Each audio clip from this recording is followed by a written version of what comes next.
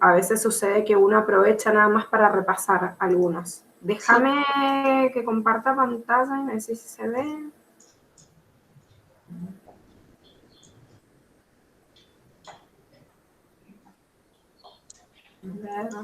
¿Ahí se ve? Sí. Bueno, genial.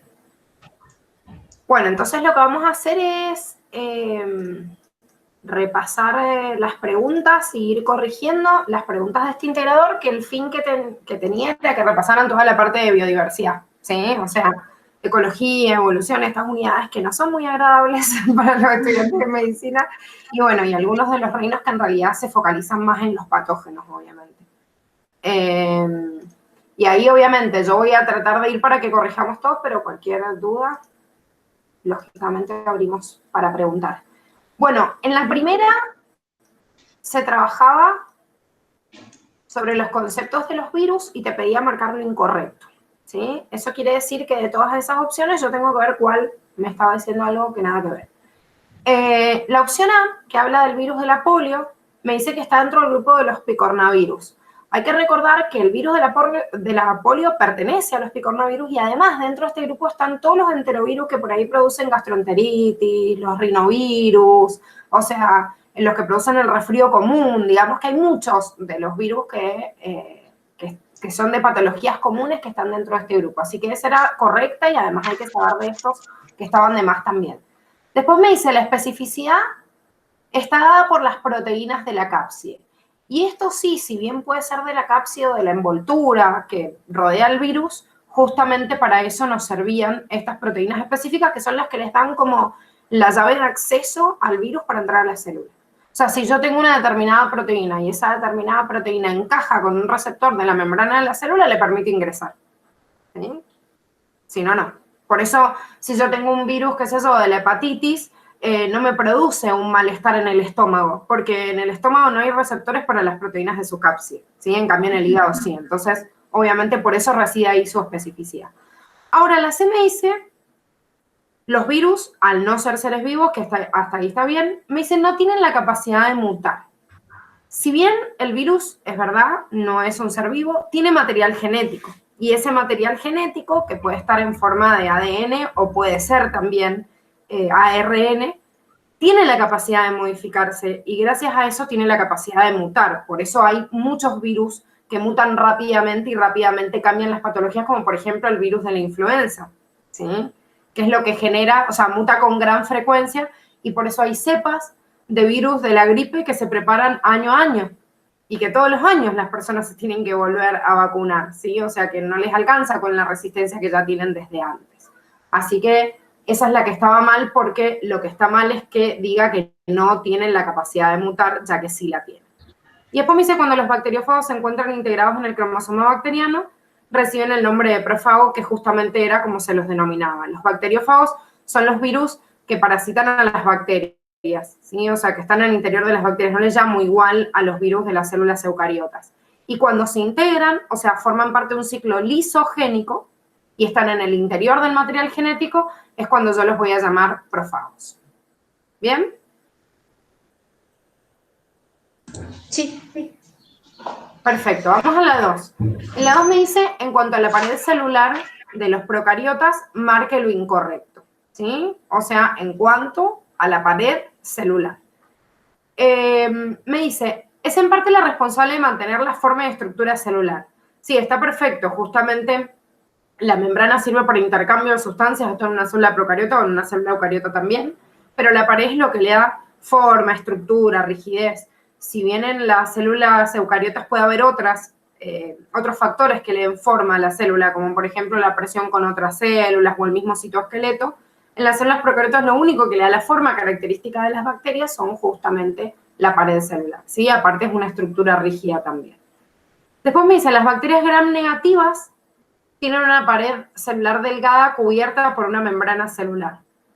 Yo acá puse la imagen que tienen en el cuadernillo, que es la misma que les representa justamente la pared de ambos, y acá tenemos el A a las gram positivas, que tienen una gran pared, que es todo esto que se ve, una gran pared de peptidoglucanos, incluso ácido teicoico, que se rodea y extiende el tamaño de la pared celular, y la membrana celular común, que es la que vemos acá.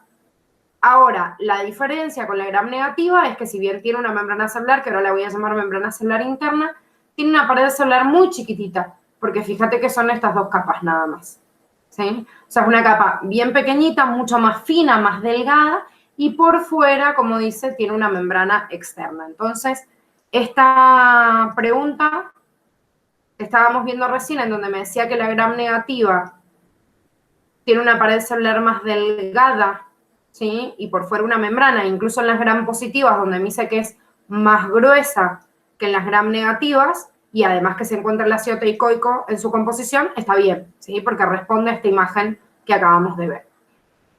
Ahora la C, que era la incorrecta, me dice que los organismos del dominio... Una pregunta. Sí. ¿Cómo era eso de que las gram positiva o negativa se teñían de diferente color? Era Bueno, una fucsia y una violeta. exactamente, justamente eso sucede porque la pared gruesa de las bacterias, ¿sí? La pared gruesa que tienen las gram positivas, almacenan, ¿sí? Y como que guardan entre medio y se tiñen dentro de los pigmentos que nosotros usamos, el violeta, que puede ser violeta de genciana o el primer colorante que se le pone, queda retenido en esa pared. Entonces, si vos te fijas, en esta célula, cuando la tinción viene, que viene desde acá, desde afuera, se trata de teñir esto, se encuentra con una membrana, nunca llega a la pared de peptidoglucanos.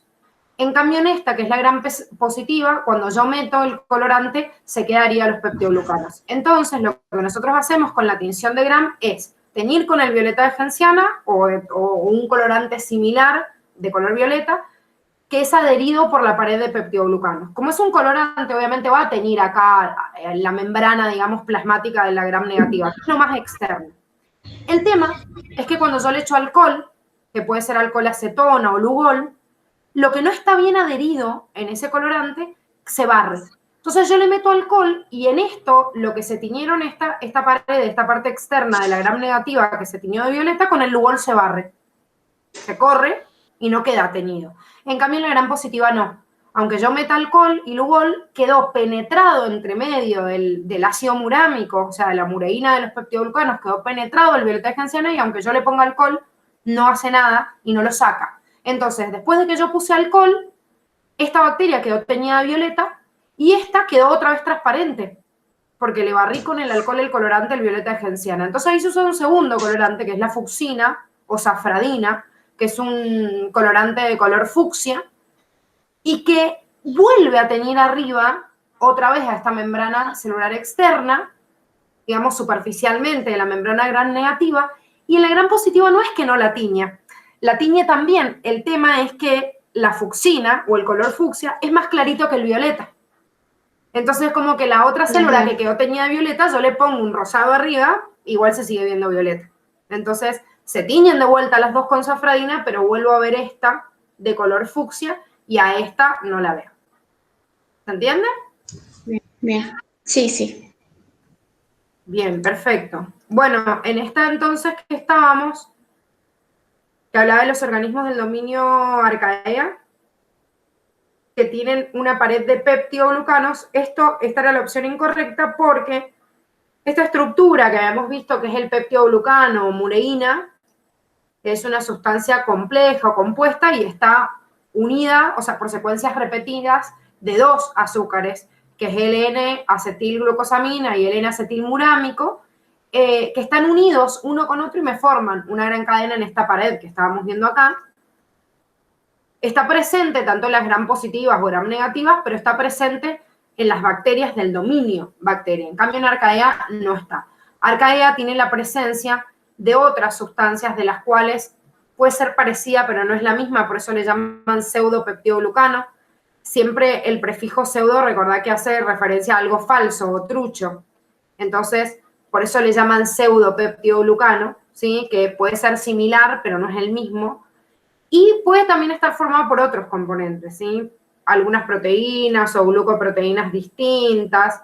Puede estar formado por algunos glucolípidos también. Bueno, puede variar obviamente en cada uno. Lo más importante es acordarse de este dato, que hay pseudopeptidoglucanos porque es lo que más les puede preguntar la facultad, y en el cuadrito comparativo que sale en Curtis justamente les hace referencia a eso. ¿Sí? Sí. Bien, perfecto. Vamos a la pregunta 3. En la pregunta 3 me hace mención a las catástrofes naturales. Es importante hacer una diferencia, y esto lo hemos visto en ecología, entre justamente los disturbios y las catástrofes. Mientras que los disturbios son eventos en los cuales no hay mucho impacto sobre la comunidad y moldea la estructura de la comunidad, pero no la modifica completamente, ¿sí? Solo van haciendo un leve modelamiento justamente de acuerdo a la estructura básica, pero sin afectar el equilibrio de la comunidad, y generalmente ayuda a aumentar la biodiversidad. La diferencia con la catástrofe es que la catástrofe es un evento que ocurre de forma drástica, entonces al ocurrir de forma drástica generalmente tiene impacto sobre la biodiversidad, ¿sí? Ahora, lo que yo tengo que tener en cuenta en esto es que el evento se repita sucesivamente y que no sea algo esporádico, también le da la condición de disturbio. Porque por eso, un huracán, que generalmente cuando yo digo la palabra huracán, digo, no, un huracán me suena que es una catástrofe, obviamente. O sea, si tengo un viento atroz que puede levantarme y puede modificar la supervivencia de un montón de las especies, yo digo, es una catástrofe. Sin embargo, hay en determinados lugares, como en el Caribe, que la tasa justamente de huracanes es tan elevada, que en realidad es un evento que justamente no termina interrumpiendo la estabilidad, porque ya está acostumbrada la comunidad de ese lugar a este evento sucesivo. Entonces, por eso, algunos datos que nos pueden sonar a disturbio, nos pueden sonar a catástrofe, depende del lugar del cual se trate. En la pregunta que nosotros teníamos, me vuelvo, ahí está, me dice que un temblor de grado 2 en la escala de Richter sería una catástrofe en la provincia de Mendoza.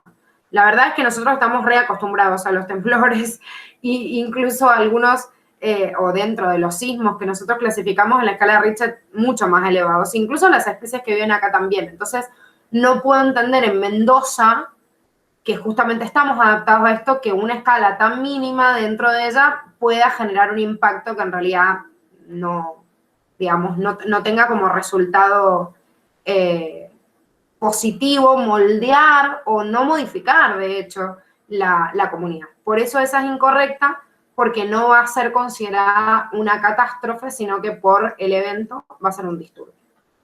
¿Sí? Sí. Bien. Vamos entonces al 4. En el 4 me habla del reservorio génico, ¿sí? El reservorio génico era el conjunto de todos los alelos, de todos los genes, de todos los individuos de una población, ¿sí? Esa era la definición ecológica de reservorio génico, ¿sí? Ahora, la clave para mantener ese reservorio génico es la barrera biológica que yo pueda determinar que me asegure el aislamiento reproductivo. Eso quiere decir que yo, para garantizar que una especie siga siendo una misma especie, debo garantizar que no se mezcle justamente con otra especie. Y si lo hace, que esa especie no perdura. Que dentro de estas barreras de aislamiento, y que después si se superaban, se generaban distintos eventos de especiación, ya está en un cuadrito en una pregunta más adelante, porque de hecho había una pregunta que les hablaba de un aislamiento presigótico, posigótico, entonces los vamos a repasar rápidamente. Pero nunca yo voy a tener como característica un aislamiento geográfico. O sea, si yo tengo aislamiento geográfico, quiere decir que las especies ni siquiera podrían convivir entre ellos. ¿Sí? O sea que obviamente no es lo que yo necesito para que se separe el reservorio génico. Y acá me dice la tendencia natural de las especies a mantenerse separadas. Esto depende mucho de qué especie, pero las especies no tienden a mantenerse separadas, si no, no existirían cadenas tróficas, no existirían asociaciones mutualistas ni comensalistas, o sea, las especies no tienden a mantenerse separadas, tienden a relacionarse, y sí, obviamente, una presa va a querer mantenerse lejos de un depredador, obviamente, pero no es el aislamiento geográfico ni la separación entre ambos lo que se prioriza en un ecosistema, ni tampoco lo que me va a determinar el reservorio génico. ¿Sí? Entonces, esto era la única opción correcta, la B, donde me decía que las barreras biológicas aseguran justamente el aislamiento reproductivo, como lo decía exactamente la teoría. Bien, si vamos a la pregunta 5, en la pregunta 5 me hablaba de los platelmintos. y me pedía que marcara la que estaba mal, ¿sí? La opción que estaba mal. Los platelmintos eran gusanos que si bien eran acelomados, o sea, no tenían una cavidad en el medio y por eso se veían como justamente planos, como este gusanito que vemos acá, que es la planaria. Tenían 3 capas, por eso son triblásticos, como me dice acá, ectodermo, mesodermo, endodermo, y esta cavidad digestiva que le llamamos también cavidad gastrovascular, ¿sí? Ahora, ¿podía haber excepciones? Sí, pero en realidad el general es que existiera esta cavidad gastrovascular. Por eso, en realidad, si yo hablo justamente de estos gusanos, voy a cambiar el punto, ¿no? Si yo hablo entonces de estos gusanos, hablo justamente de su simetría, ¿sí? Porque si yo parto al niño en medio, puedo separar en 2 y justamente este acelomado quiere decir que no tiene las capas como vimos recién. Ahora, me dice, tiene el cuerpo dividido en segmentos. Sí, los segmentos son los que nosotros identificamos o cada uno de los bloques que por ahí se pueden ver como justamente las proglótides en las tenias. Y en algunos si no tienen segmentos corporales en realidad de acuerdo a los órganos. Ahora, ¿tienen sistema nervioso? Bueno, acá no están las características principales, pero lo vimos en la otra imagen. Tiene una cavidad gastrovascular y que de hecho tiene una sola abertura, que es la boca, pero, y esto hay que tenerlo muy presente, hay 4 clases principales dentro del grupo de los platelmintos, que era monogenea, turbelaria, trematode y céstode. De estas 4, y de hecho hay muchos parásitos en monogenea y hay muchos de vida libre en turbelaria, que acá está la planaria, que figura en un montón de cuadernillos más cuando me habla de la comparación de la evolución de los sistemas de órganos. Tengo que entender que si a mí me dicen los platelmintos, ¿tienen todos una cavidad gastrovascular?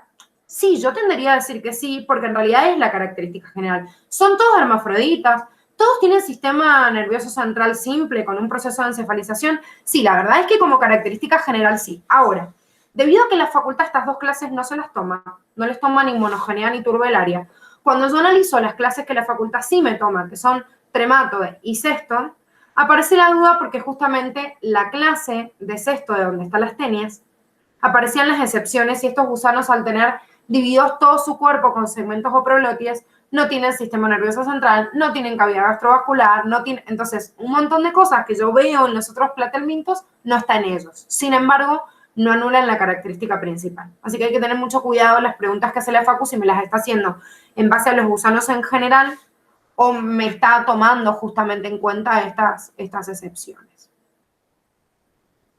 Si volvemos entonces a la pregunta, entonces me dice, ¿tienen simetría bilateral? Está bien, son acelomados y triblásticos, bien. No poseen órganos, porque en realidad llegan hasta el sistema de organización de tejidos, pero en realidad no tienen órganos o sistemas de órganos bien diferenciados, y dice, y su cavidad gastrovascular tiene una abertura. Sí, o sea, podríamos tomar excepción a esto, pero tiene una abertura que es la boca y por ese mismo lugar salen los desechos.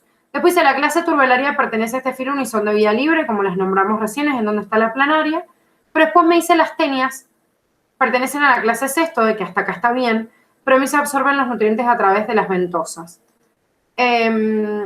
Las tenias no utilizan las ventosas para absorber los nutrientes, porque las ventosas son como sopapitas. Entonces, esas sopapitas, como le llamamos también a las ventosas, sirven para que se peguen y se adhieran a la pared del huésped. ¿Con qué fin? Y obviamente con el fin de poder adherirse y no despegarse de ahí, porque como generalmente estas son lombrices que están en el intestino, al poderse adherir a la pared justamente intestinal, van a seguirse alimentando de los nutrientes justamente del huésped y los movimientos peristálticos del mismo intestino no la van a expulsar hacia el exterior. Si no se pudieran adherir, obviamente serían más propensas a librarse. Hay que recordar también que además de estas ventosas poseen ganchos, los céstodes, y los ganchos que están en el escólex también no solo hace que hagan como una sopapa, sino que se prendan a la pared del intestino. Cosa que no tengo en trematode. O sea, en trematode, en donde están las duelas, solo aparecen ventosas y no hay ganchos. Esa también es una diferencia importante, a la Facu también le encanta preguntárselas, así que hay que tenerla en cuenta. Bueno, ahora, tenemos que marcar la opción... A ver, se me cambió el color del resaltado. Ahí está. Tenemos que marcar la opción correcta y todas las opciones me están hablando justamente de los hongos. En realidad, en estos, donde me aparecen las secuencias de verdadero o falso, me empieza a entrar en un montón de cosas, porque pueden ser o verdaderos o falsos y las pueden combinar de forma distinta. Pero esta era bastante fácil porque me hablaba de que los hongos carecen clorofila, y está bien, desde ahí yo ya tengo la certeza que la clorofila está en autótrofos y sé que los hongos son heterótrofos igual que los animales.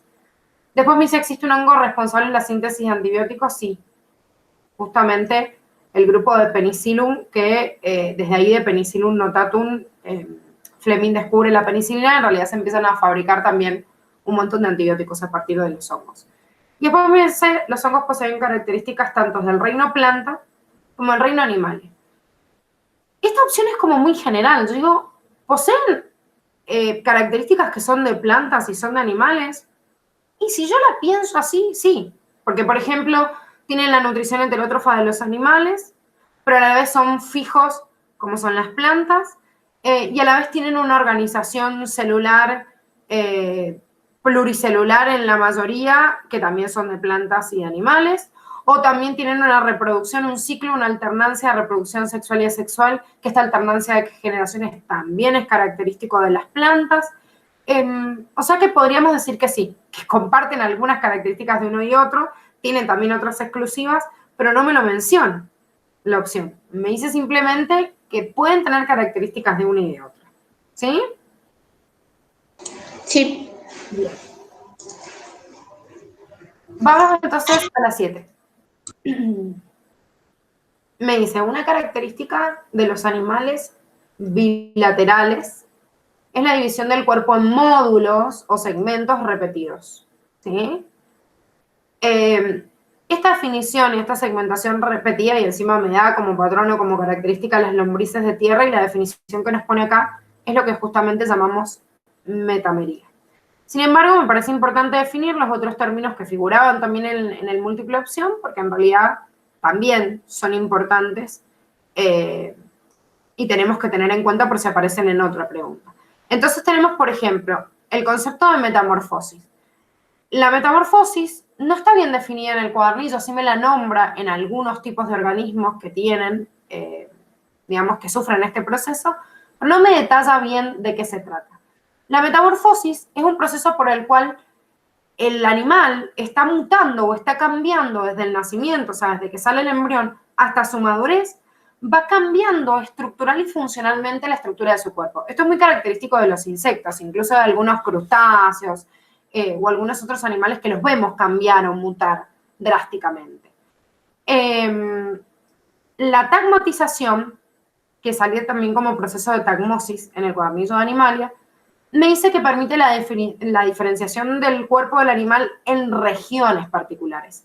Lo puntualiza cuando les da el ejemplo de los insectos y les dice que, por ejemplo, el insecto divide su cuerpo en el segmento de la cabeza, del tórax y del abdomen. Incluso hay algunos animales que tienen cefalotórax o hay algunos que tienen fusionado el tórax con el abdomen. O sea, depende, obviamente, del tipo o grupo de insecto, que es en donde nos da el ejemplo de tagmosis.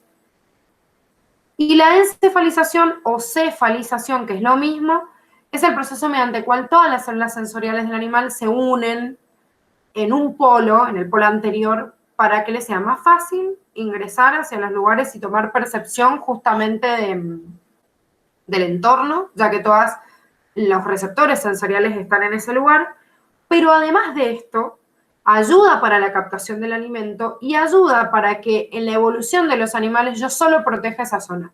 Entonces, en estos animales empieza a aparecer después del proceso de encefalización la aparición de una columna vertebral y de un cráneo que me está protegiendo justamente el encéfalo y la médula, que es en donde estaban concentrados todas estas células nerviosas.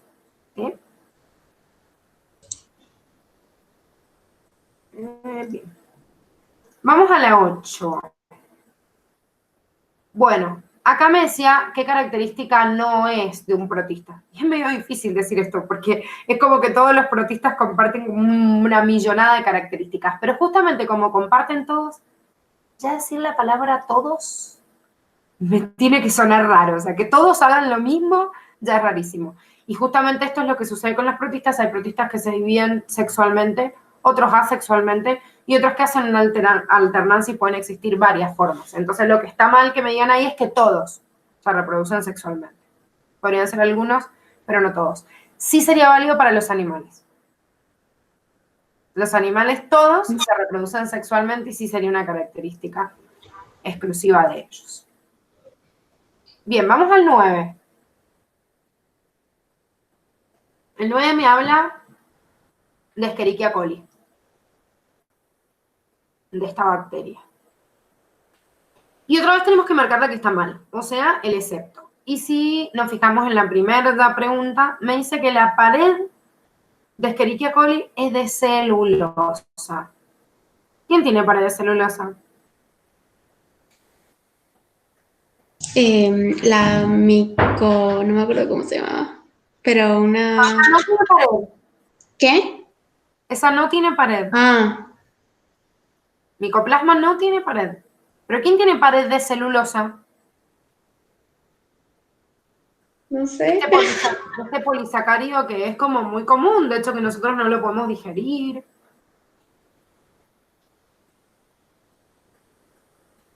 Ay, no sé. Las plantas, Ah, claro. todas las plantas, incluso algunos protistas también. O sea que protistas y todas justamente las plantas tienen pared de celulosa, pero no hay ninguna bacteria y tampoco un hongo que tenga pared de celulosa. ¿Sí? Entonces, está bien que la Escherichia coli es un gram negativo, esto está bien, pero lo que está mal es esto, que tengan una pared de celulosa, no existe pared de celulosa justamente dentro del reino Monera. Todo lo demás son características generales que me da de las bacterias. O sea, me dice, tiene una molécula de ADN circular, de ARN y ADN sin histonas, está bien. Me habla de la membrana nuclear. Ojo con esto, los flagelos. No todas las Escherichia coli tienen flagelos, pero hay algunos que sí. De hecho, en el otro integrador habíamos visto el ejemplo de la Escherichia coli enterotoxigénica, que esa tiene flagelos y tiene fimbrias. Hay otras Escherichia coli que no. La que vive en el intestino normal, que son 2 bacilos, o sea, es un diplobacilo, no tiene ni fimbrias ni flagelos. Pero en esta sí puede haber existencia de flagelos. Y después me habla de los pili, que los pili justamente son prolongaciones o apéndices bacterianos que le permiten el pasaje de información genética de una bacteria a otra, o sea que siempre este proceso de una bacteria a la otra, de forma horizontal lo pueden hacer por estos mecanismos, como por ejemplo el mecanismo de conjugación. No es igual en otros procesos de transferencia vertical, que es cuando se divide la célula en 2. Bien, vamos al 10. En el 10 me dice que evalúe los procesos de macroevolución y que marque la opción correcta. No, incorrecta, perdón. Incorrecta. Bien, me dice, la evolución convergente explica las analogías de las diferentes especies. La convergencia, como vemos en esta imagen, me mostraba cómo individuos que venían de un ancestro común distinto, como puede ser un pez y un mamífero, me desarrollaban una estructura como es esta aleta que le permite nadar y que se parece mucho, las aletas traseras, laterales, las que sean, pero su patrón estructural es distinto. A esto es a lo que yo llamaba analogía. La analogía son estructuras que tienen un patrón justamente estructural distinto, pero que externamente se ven igual y tienen la misma función. Entonces, ¿es producto de la evolución convergente? Sí, porque la ballenita converge en el mismo punto que el pez, tiene la misma presión ambiental y termina desarrollando una característica externa muy parecida, muy similar, aunque su ancestro común no lo compartan. Es como el ala de un insecto o el ala de un ave. ¿Sí? O sea, como mucho más drástico, pero también sería este tipo de evolución convergente y también sería un ejemplo de analogías. Bien, ahora, la B me dice la evolución divergente hace que, por ejemplo, el oso polar y el oso pardo pertenezcan, o sea, tengan características disímiles. El ejemplo del oso pardo y del oso polar que se ven estructuralmente de forma distinta, pero no solo se ven distintos, no se cruzan entre sí, no tienen el pelaje del mismo color, no tienen el mismo tipo de alimentación, no se adaptan a las mismas temperaturas. Es más, hay unos que principalmente son herbívoros y el oso polar carnívoro. O sea, hay tantas diferenciaciones que se dieron justamente por esta divergencia. ¿Qué significa divergencia? En algún momento pertenecieran al mismo lugar, pero se abrieron caminos distintos hacia distintos lugares, y en esos distintos lugares encuentro presiones ambientales distintas. Entonces, al encontrar presiones ambientales distintas, se van diferenciando. Hay un patrón estructural que se respeta, pero al haber una divergencia se pueden diferenciar. Por eso aparecen producto de estas divergencias, muchas veces aparecen homologías, ¿sí? Y no analogías, que son estas características disímiles. Externamente se pueden ver distintas, pero tienen un patrón estructural igual. Ahora, la C me dice, la radiación adaptativa está asociada con el éxito de un grupo que posee una característica clave que posibilita la invasión de una zona. No nos olvidemos que la radiación adaptativa era el evento por el cual rápidamente se podía expandir una rama y podía darme un montón de ramas más, y se daba simultáneamente el fenómeno de cladogénesis y de anagénesis. Y la verdad es que las grandes extinciones masivas son las que más posibilitan después una radiación adaptativa. Por ejemplo, la gran extinción de los dinosaurios hizo que se desocuparan tantos nichos ecológicos que después un montón de otras especies pueden usurpar esos nichos, obviamente, y empezar a adaptarse a estas nuevas condiciones. Entonces, me dice que la radiación adaptativa está asociada con el éxito de un grupo que puede invadir una zona. Y sí, justamente, o sea, al haber un grupo de individuos que por ahí se extinguen o abandonan un lugar y me dejan una zona disponible, me dejan ese nicho ecológico disponible y permite que justamente exista el éxito, ¿sí?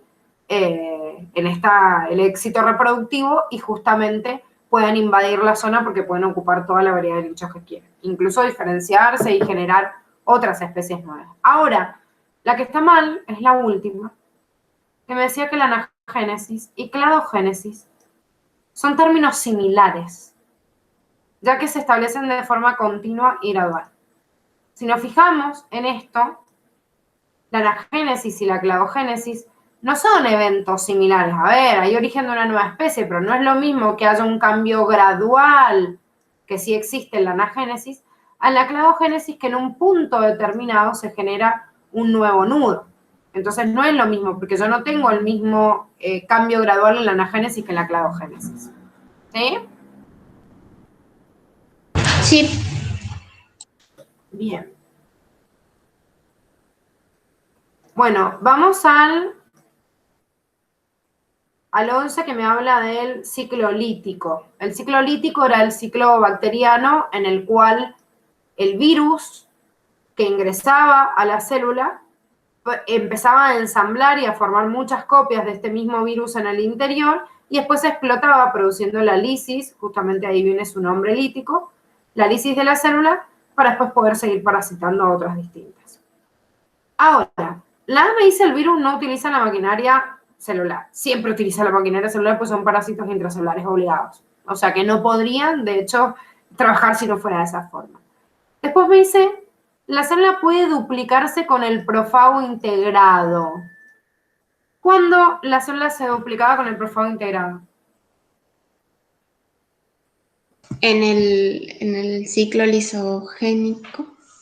Perfecto, sí. El ciclo lisogénico justamente es el que permite la integración del material genético, no el lítico, así que eso está mal de esa opción. Bueno, después, la D me dice la célula no se lisa, dijimos que era justamente la característica del ciclo lítico, la lisis. Así que la única correcta es esta, que me dice que se forman dentro de la célula, como estamos viendo acá. Y los virus se forman justamente dentro de la célula. Bien, vamos al 12. En la 12 también tengo que responder las afirmaciones, verdaderas o falsas, de acuerdo a la combinación. La 1 me dice los productores primarios en el ecosistema son los organismos fotosintéticos. Es verdad que también puede haber quimiosintéticos, no solo fotosintéticos. Pero en realidad, si digo los productores son organismos fotosintéticos, o la mayoría de ellos son fotosintéticos, estaría correcto. De hecho, sabemos que en los ecosistemas terrestres los principales productores son las plantas, que son fotosintéticas, y en los acuáticos, las algas, incluidas también las cianobacterias, que también son fotosintéticas. O sea, que solo en algunos lugares de ecosistemas terrestres, en algunas zonas subterráneas, aparecen algunos quimios sintéticos que podrían aumentar ese proceso de producción de compuestos orgánicos. Sin embargo, siguen siendo una gran mayoría fotosintéticos, así que sigue siendo correcta la opción. Después me dice la productividad bruta, que es la que tenemos acá, es la productividad neta sumada a la materia orgánica consumida por el metabolismo. Y esto es justamente lo que teníamos en el apunte de clase, ¿sí? La productividad neta, que es lo que yo puedo aumentar la biomasa y pasarle al siguiente eslabón cuando se come esta planta. Y lo que se consume en el propio crecimiento o en el propio proceso metabólico de la planta, entonces la sumatoria de ambos me da la productividad bruta, ¿sí? Así que también está bien. Y después me dice la mayor parte de la biomasa de la biosfera se concentra en los productores primarios. Como habíamos visto, estos productores forman el 99% de la biomasa, así que podríamos decir que es la mayor parte, ¿sí? Por eso todas las opciones eran verdaderas. Bien, la siguiente pregunta me hablaba de los líquenes. Los líquenes son justamente, como me dice la opción A, una asociación simbiótica entre un hongo y puede ser una alga verde o puede ser una cianobacteria. Lo importante es que este hongo justamente forma este componente que es el micobionte y en realidad el alga forma justamente el componente ficobionte que es el productor. Entonces, productor y acá tengo como un consumidor asociados en un mismo organismo, ¿sí? Por eso es incorrecta la C, que me dice necesitan una fuente de alimento orgánico externo. No, no lo necesitan. ¿Por qué? Porque para eso existe justamente este micobionte. Produce este alimento orgánico, pasa al ficobionte, el ficobionte produce, lo consume el micobionte y así empieza a crearse una red entre ellos dos que los mantiene en equilibrio y yo no tengo que meter un alimento orgánico del exterior. La D me dice la presencia o ausencia de ellos es un índice sensible de la contaminación atmosférica. Bueno, esto no estaba solo en los líquenes, o sea, cuando estábamos estudiando la unidad de hongos, sino que en ecología también cuando se habla de los factores limitantes, se nombra a los líquenes que justamente tienen como factor limitante, por ejemplo, algunos componentes con fosfato. Entonces, si yo contamino con detergentes con fosfato determinada zona, ese detergente que utilizan estos líquenes para crecer y aumentar, podrían llevar a la proliferación de ellos, que es un factor limitante para crecer, y a la vez me estarían marcando un contaminante ambiental porque es un compuesto como muy cargado en fosfato que no le sirve quizás a otras especies, pero ellos sí. Entonces, en dos cuadernillos tenemos esto como mediación, o sea, justamente como factor limitante, como descripción de factor limitante, pero además de ello para medir la contaminación ambiental, ¿sí? Así que la única incorrecta era la C. Bueno, vamos a la 14. Acá tenemos un enfrentamiento entre aves y reptiles. O sea, una comparación entre ambos. Sabemos que las aves derivan de los reptiles, pero tenemos una comparación entre ellos. Y acá me pide que marque la correcta y no la incorrecta. Bien, ahora, si yo digo, los reptiles poseen escamas y las aves no, esta opción está mal. Es verdad que las aves tienen primariamente todo su cuerpo cubierto de plumas y los reptiles de escamas, pero no nos tenemos que olvidar que las aves tienen las patitas con escamas. Entonces, también tienen escamas y no sería correcto decir que las aves no tienen directamente escamas. Distinto es que yo diga las aves tienen pluma y las reptiles escamas. Sí, está bien. No me dice que las aves también tienen escamas o que no tienen, pero me dice tienen pluma y la otra escamas, sí, está bien. Por eso tengo que marcar esa como correcta. Las aves y los reptiles, ambos tienen huevos amnióticas, de hecho son tetrápodos amniotas, por eso los anfibios son los únicos tetrápodos que no son amniotas, pero los otros sí. Y acá está al revés. Las aves son amiotermas y los reptiles son poikilotermos. O sea que está invertida la regulación térmica de estos grupos. Bien, en la 15 Me dice la evolución de las especies puede producirse a partir de distintos mecanismos. Señale la incorrecta. Bueno, a ver, pensemos en esta. Me dice, la primera me dice la deriva génica implica el cambio en el reservorio génico como consecuencia del azar y tiene lugar cuando la población es grande. ¿Qué pasaba en esta imagen, la deriva génica o deriva genética que habíamos visto en el apunte de clase? Que me hablaba de un pequeño grupito que fundaba, ¿sí?, a una población de distintas maneras. ¿Qué me determinaba la diferencia entre la deriva génica y la selección natural? ¿Qué era lo que los diferenciaba a ambos? Y que la deriva génica no es como que, o sea, pocos individuos se van y no vuelven a relacionarse con los otros que se quedaron en otro lugar, y la selección natural es como que, no sé cómo explicarlo, pero Bueno, no, pero en eso en la selección natural también puede haber origen a una nueva especie. ¿Pero qué es lo que me diferenciaría entonces uno y el otro? O sea, ¿cuándo hay selección natural y cuándo hay deriva genética? Porque en ambos se modifica el reservorio genético, obviamente.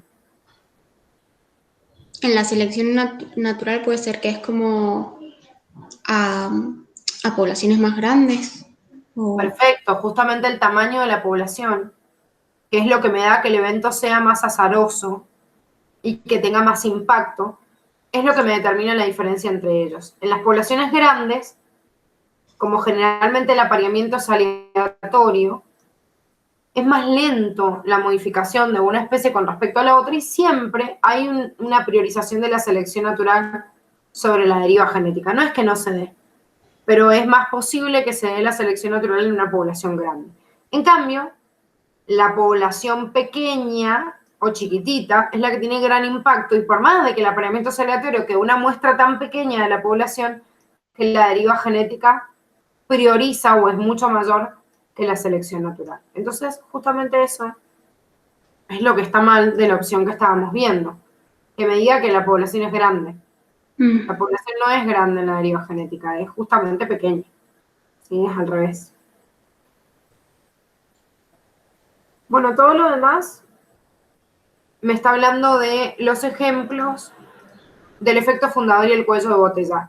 Si recordamos, esta deriva genética tenía dos eventos importantes, una en el cual de un gran grupo aparecía uno chiquitito o de un gran grupo se extinguía la mayoría y me quedaba uno chico que volvía a fundar la siguiente. O sea, ya sea que la población original se mantenga y aparezca una nueva o se reduzca, es una reducción drástica. Entonces, es importante tener en cuenta los ejemplos que nos da la Facu, porque son los que más nos pueden preguntar. Una de las opciones hablaba justamente de los Amish, de este grupo en donde hay una alta frecuencia de enanismo y polidactilia, que como se siguen cruzando entre ellos, obviamente siguen haciendo más comunes esos alelos cuando no es tan frecuente esto en la población humana, sino que se dio ahí porque están cerrados. Y también me habla en el cuello botella de algunos ejemplos, como por ejemplo los elefantes marinos, que fueron en realidad atacados por una intensa caza, entonces hay una reducción muy grande de los tipos de elefantes marinos que quedan y son los que generan a la nueva, o sea, la nueva generación, y también la incidencia de enfermedades como la enfermedad de Tay-Sachs, que también sucede lo mismo. Del grupo que queda, o sea, hay una alta incidencia de que se vuelva a repetir. A ver si volvemos acá. Bueno, fíjate que en todas las opciones, ves, me habla deriva genética, el efecto fundador y cuello de botella, que es lo que acabamos de ver.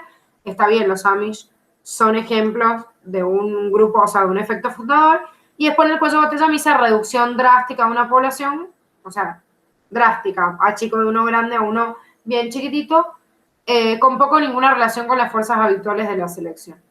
Por ejemplo, eso es lo que estábamos viendo recién, o sea, una intensa caza de los elefantes marinos no tiene nada que ver con la selección natural. No es que esté evolucionando el más apto, el más rápido u otro, o sea, como que no tiene nada que ver con sus características propias. Por eso decimos que no dependen de las fuerzas de la selección natural.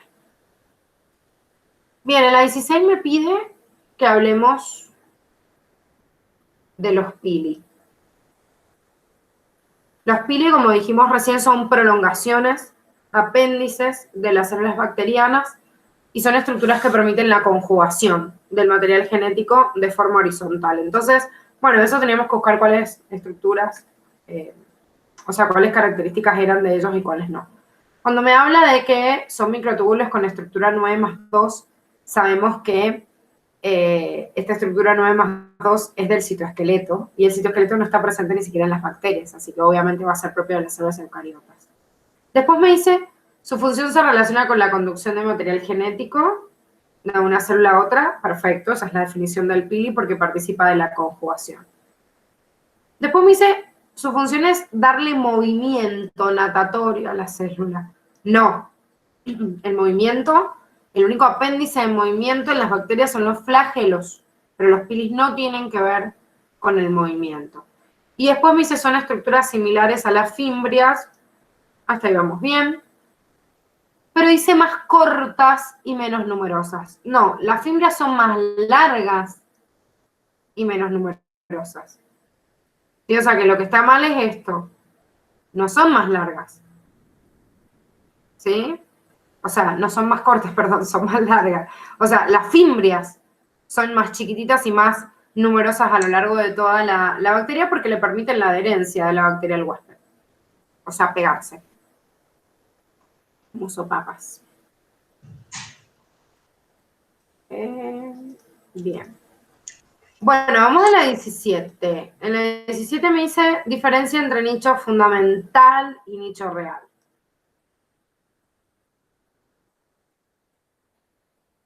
Y me pide que marque lo correcto. Acá, la primera, me da un ejemplo de nicho real y fundamental que trabaja el libro de Curtis.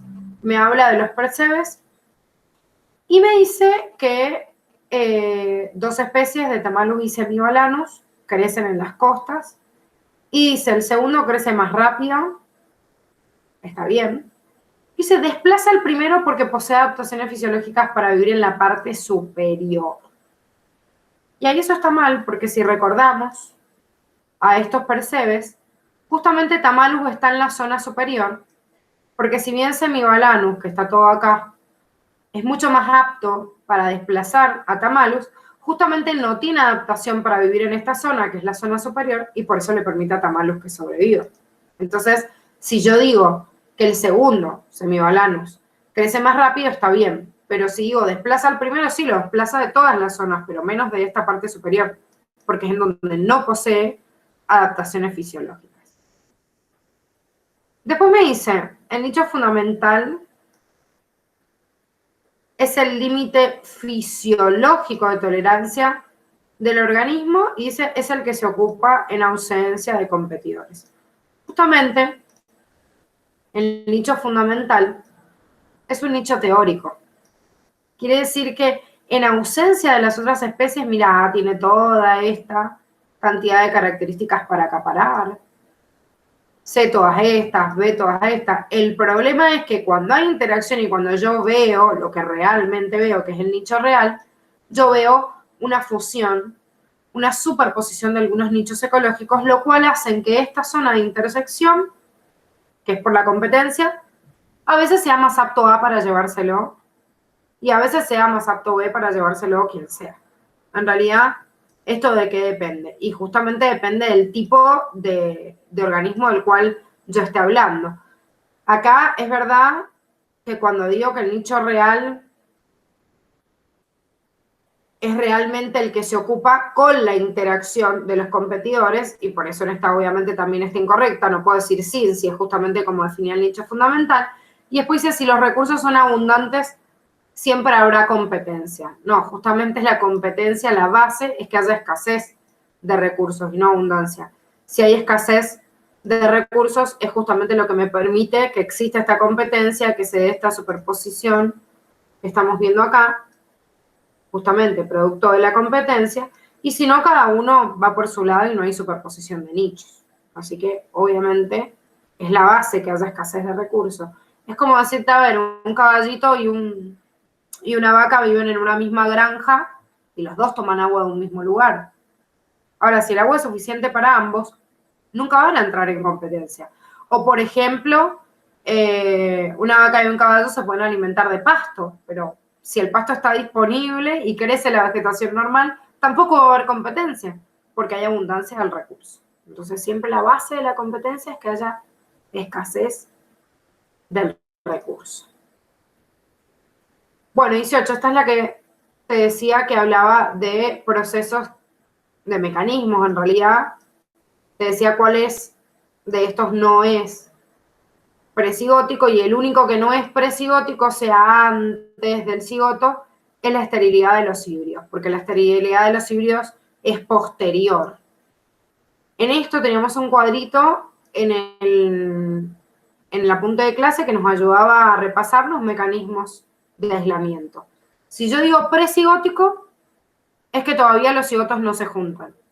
¿Qué me impide que una gameta y la otra se junten? ¿Qué pensás más allá de los nombres? ¿Qué es lo que me lo puede impedir? Y que como que no sean compatibles, o sea, los gametos de los progenitores que no van a ser progenitores, pero Bien, perfecto. no me acuerdo ¿Por cómo. qué no pueden ser compatibles? Y porque pueden tener distinto número de cromosomas. O por, había una que era como que era mecánico o algo así.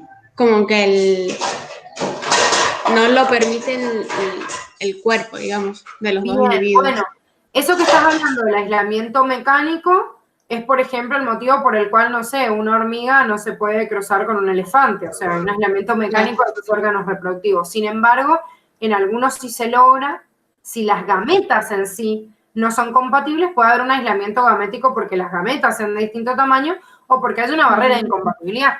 Pueden ser parecidas las gametas en tamaño, pero no tienen las proteínas para ser recepcionadas. O sea, el espermatozoide de una especie con el ovocito de la otra. Claro. ¿Qué más? Que no estén en el mismo lugar. Perfecto. O que que se reproducen en distintas épocas del año. Perfecto. Temporal y espacial o estacional también son barreras. ¿Qué más? Bueno, el sexual que está ahí, pero ese no me acuerdo qué era. El etológico sexual Aunque no sé. significa de comportamiento. Y si tengo un comportamiento distinto, porque hay lugares en donde hay especies que son compatibles y son parecidas, pero se separan justamente porque tienen un comportamiento distinto. Bueno, acá te da los ejemplos de 3 tipos de drosofila. Pero, por ejemplo, podríamos ver, ¿te acordás de los gorjeadores de MacArthur? No. Eran los pajaritos que estaban en el mismo árbol, pero comían de distinto lugar. Sí, sí, sí. Bueno, esas especies tienen un aislamiento de tipo etológico o sexual. Tienen un comportamiento distinto.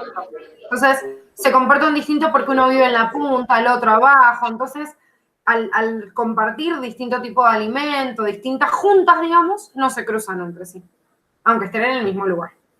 Porque puede haber una barrera. Claro, y ahí era también ¿Cómo? que ese ejemplo también era, o sea, como que no había competencia por alimento por más de que se alimenten del mismo árbol. Claro, sí, era un ejemplo también de desplazamiento de caracteres. Sí, hay muchos ejemplos que en ecología y en evolución se superponen dependiendo de qué uno esté viendo, entonces los tiene que empezar a analizar de todos lados.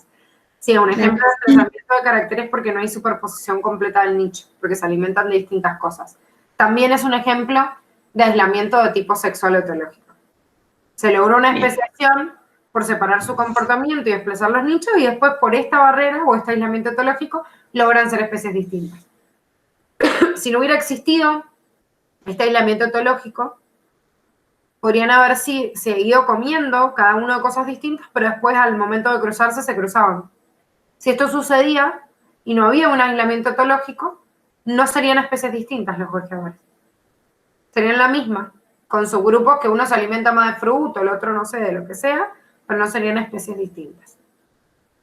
Bueno, y después tenemos el aislamiento ecológico o de hábitat, que significa que ya haya una barrera, o sea, no puedo cruzar, qué sé yo, un marsupial de Australia y Nueva América porque tengo una barrera que es el océano.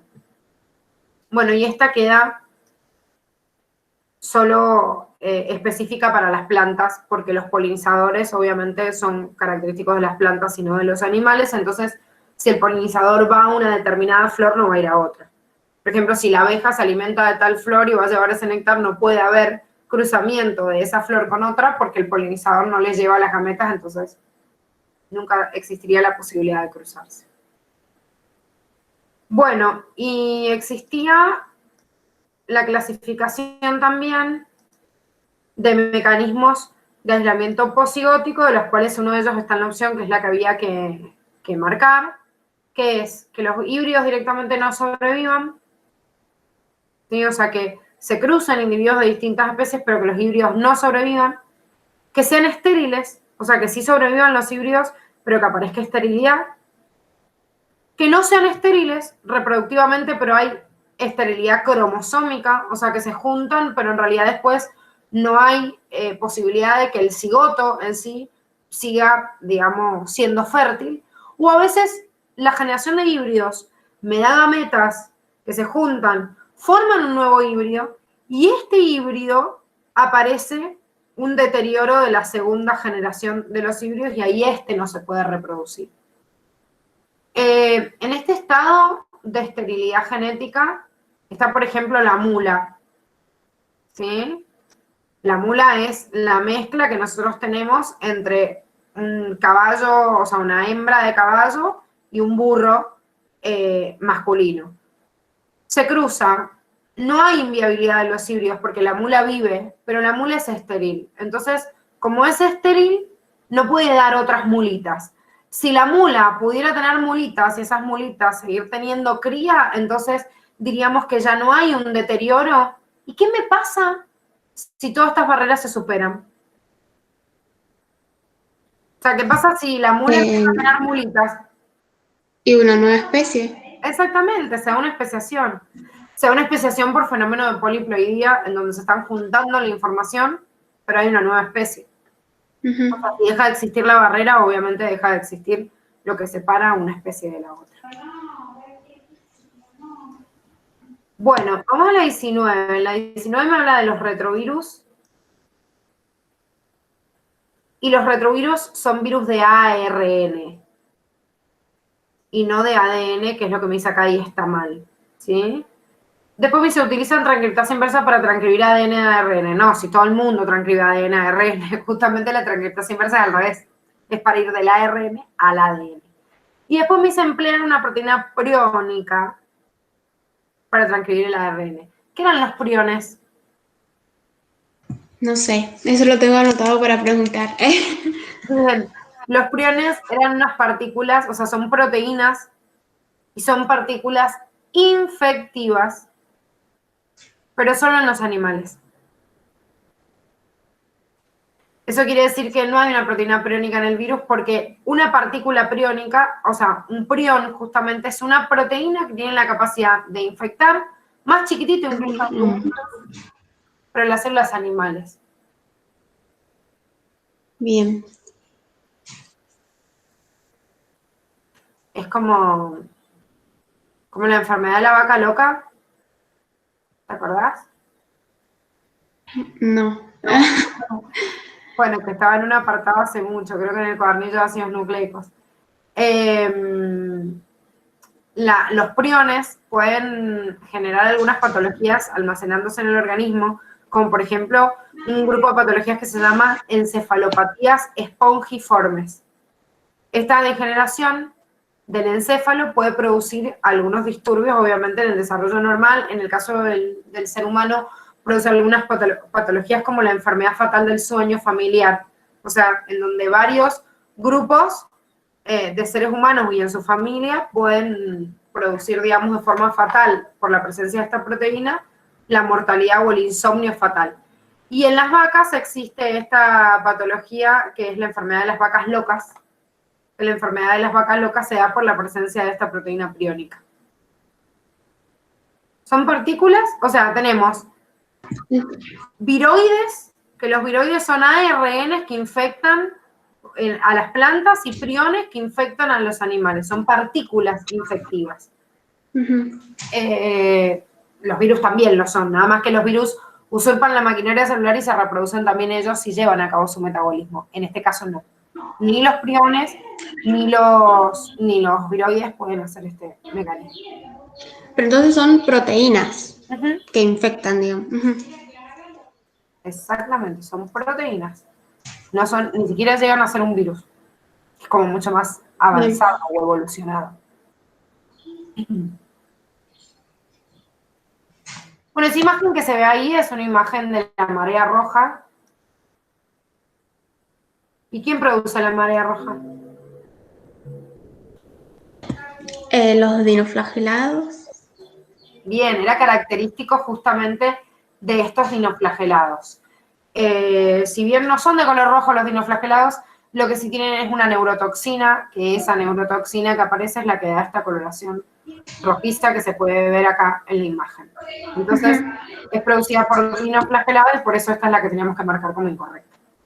¿Sí? Las algas rojas sí son rojas, pero no son las que producen la marea roja, que es esta toxina peligrosa porque puede producir, al ser ingeridas por especies acuáticas, como te nombra ahí, mejillones, u otros bivalvos, o otros tipos de moluscos, peces, les puede producir patologías neurológicas que pueden llevar hasta la muerte de la especie. Incluso nosotros también, si consumimos estas especies infectadas, también pueden haber lesiones de tipo neurológico, ¿sí? Y las rodófitas, creo que ¿qué son? Rodófitas, algas rojas, es lo mismo, son sinónimos.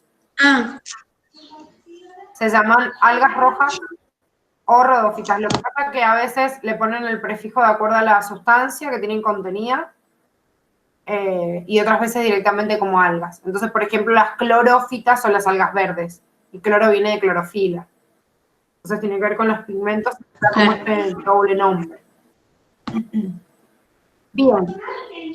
La 21 me dice, los gorriones con alas de tamaño promedio, o sea, me está diciendo intermedio entre dos extremos, sobreviven mejor a las tormentas que aquellas con alas más grandes y con alas más pequeñas. Al hacerme esta descripción me dice, si estoy en un promedio, ni la más chica ni la más baja me beneficia, sino el promedio. Esta es una curva específica de esta campana de Gauss, en la cual hay justamente un pico, y este pico que yo estoy viendo acá es lo que me determina la selección normalizadora o estabilizadora. ¿Sí? Acá está como estabilizadora, pero serían sinónimos. ¿Se entiende? Sí. Bien. Sí. Bueno, 22. Respecto al dominio bacteria, y acá tengo que marcar lo correcto. La primera me dice, ¿incluye organismos dinoflagelados? No, son protistas. Hipertermófilos, generalmente están en bacterias. Cándida, son hongos. O sea, todo está mal. Esa opción, toda está mal. Después me dice, ¿incluyen gram positivas? Bien. Aerobias, bien, hay muchas aerobias. Ascomicetos, nada que ver, son hongos. Así que también está mal esa. Después me dice, la bacteria Treponema pallidum es una cianobacteria que causa sífilis. A ver, sí causa sífilis, pero no es una cianobacteria. Las cianobacterias serán las que hacen fotosíntesis. Pertenece a un grupo dentro de la clasificación de los linajes de bacterias que se llaman espiroquetas y no cianobacterias. Y después la última me dice Mycobacterium tuberculosis, es una actinobacteria que está bien, es al grupo al que pertenecen y además de ello, para agregar, son las que producen justamente tuberculosis, que es una enfermedad respiratoria que causó así como una pandemia bastante drástica como la que estamos viendo ahora. Incluso se transmitía después de muerte, era bastante complicado. Bien, vamos a la capacidad de carga, definición de la capacidad de carga en una población. Me dice, ¿puede calcularse con precisión en el modelo de crecimiento exponencial?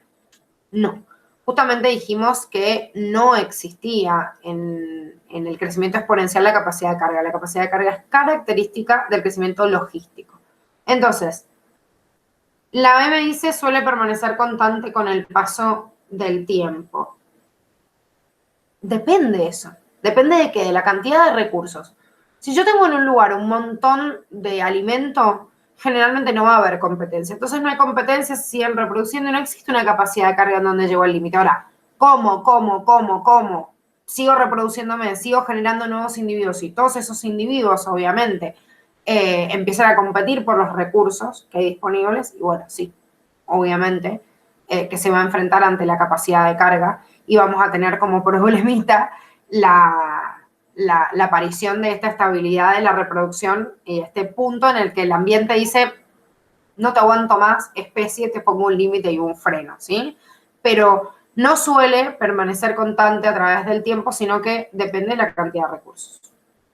Muchas veces los recursos son los que varían estacionalmente. Las plantas, de hecho, varían estacionalmente.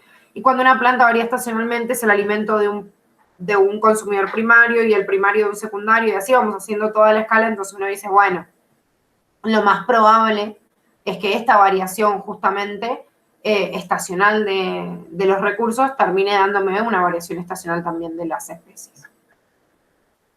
Bien, después dice, aumenta cuando la velocidad de crecimiento per cápita disminuye. No, en realidad cuando el número de individuos aumenta, los recursos son los que se tornan escasos y el aumento de la población empieza a hacerse más lento.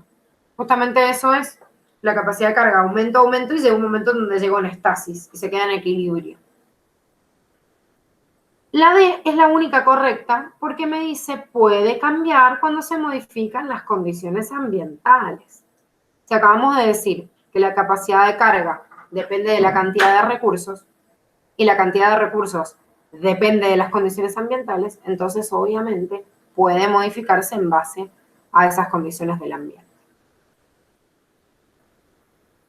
Bien. Vamos a la 24. En la 24... ¡Ay, se me volvió! Ah, me estoy yendo para el otro lado. Se volvió loca la computadora. A veces pasa que el mouse no sé qué le pasa y enloquece. Bien, ahí sí. En cuanto a la sistemática, me pide que marque la opción que es correcta.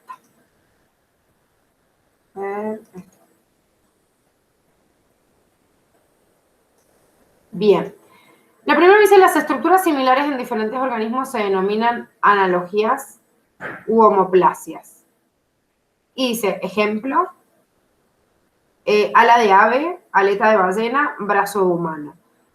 Las analogías tenemos que saber que tienen patrones estructurales diferentes, pero en realidad cumplen la misma función en los organismos. Ahora, ¿qué función igual cumple el ala de un ave, de la aleta de una ballena y el brazo de un humano? Nada. Ninguna. Entonces, podríamos decir que esa está incorrecta porque no tiene nada que ver con la función. Después me dice las características disímiles en especies no tienen un ancestro en común, que no tienen un ancestro en común se denominan homologías. Las homologías son características en las especies que justamente comparten un ancestro en común. No que no comparten, o sea, esto es lo que está mal. Es verdad que se denominan homologías porque aparecieron disímiles, por ejemplo, la aleta de una ballena, la pata de un caballo, el brazo de un humano, se ven distintas, tienen funciones distintas, pero yo analizo el patrón estructural y es el mismo. ¿Por qué? Porque tienen un ancestro en común, no porque no lo tienen. Y ese es el motivo por el cual está mal. Después me dicen las homoplasias incluyen convergencias, paralelismos y reversiones, que es justamente lo que está correcto y de esa forma se dividían.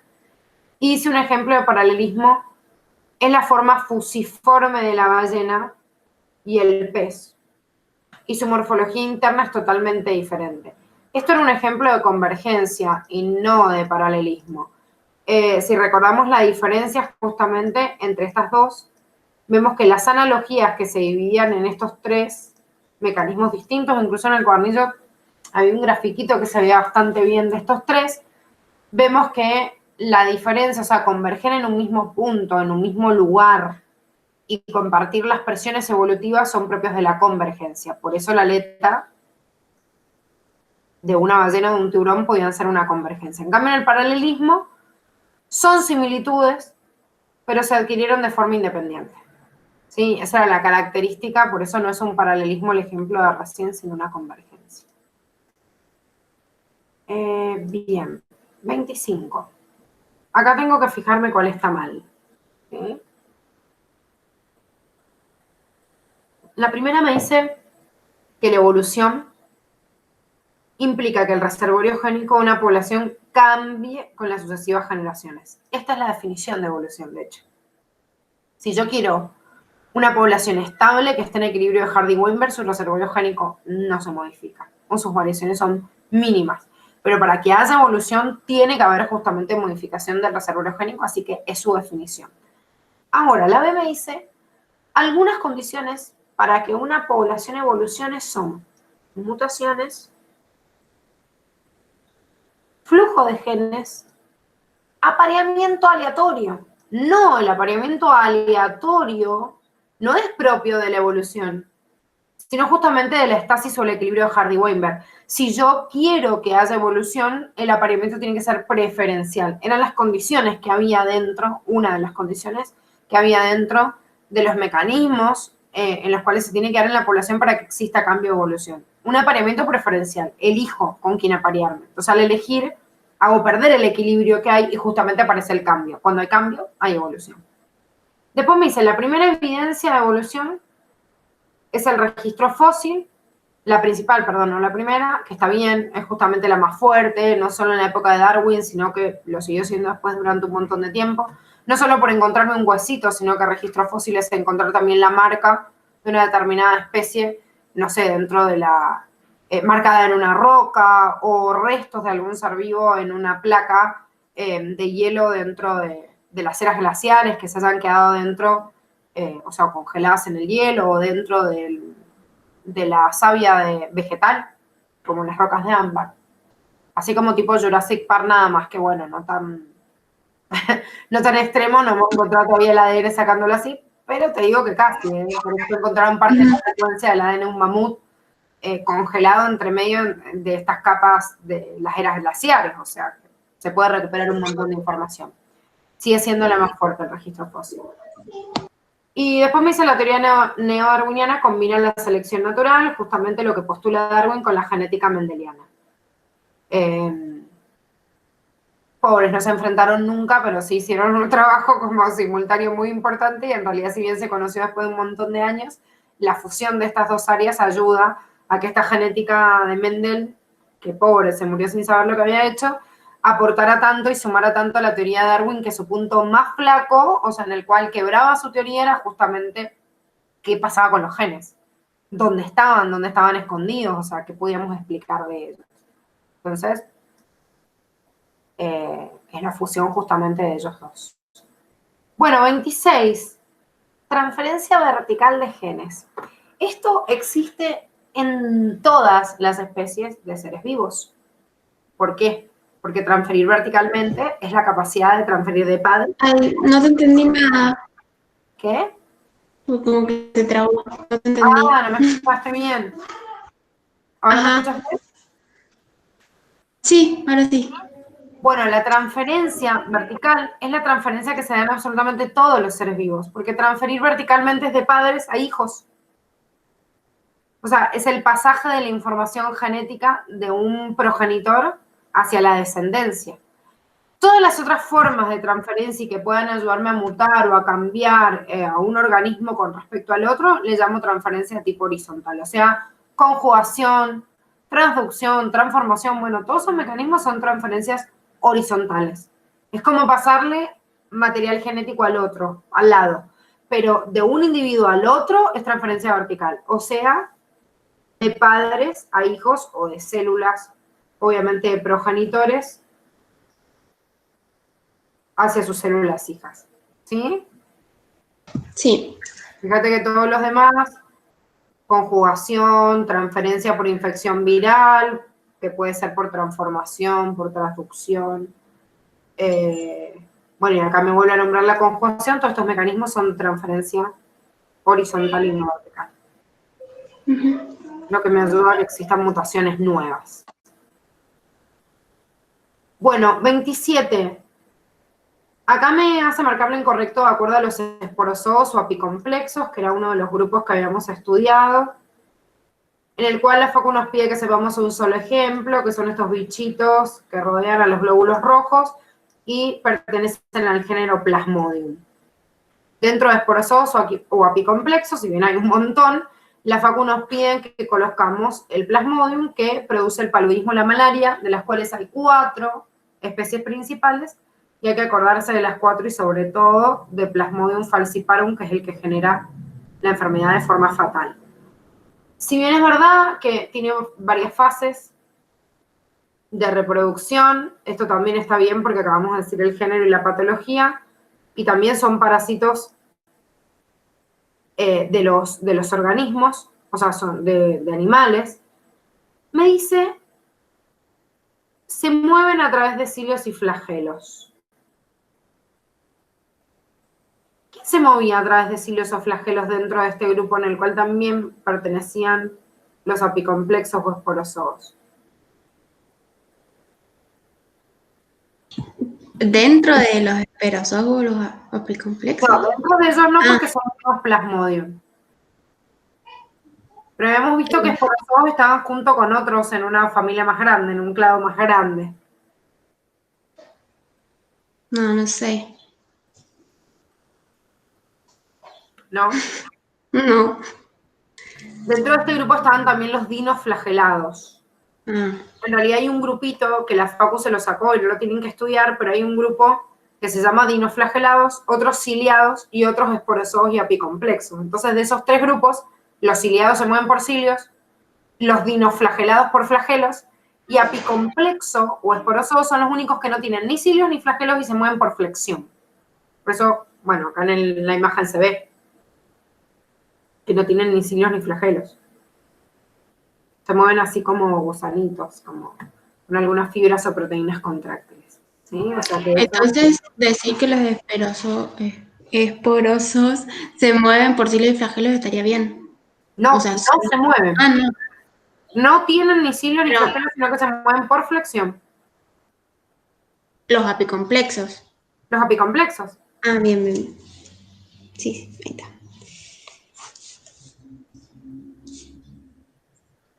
Bien.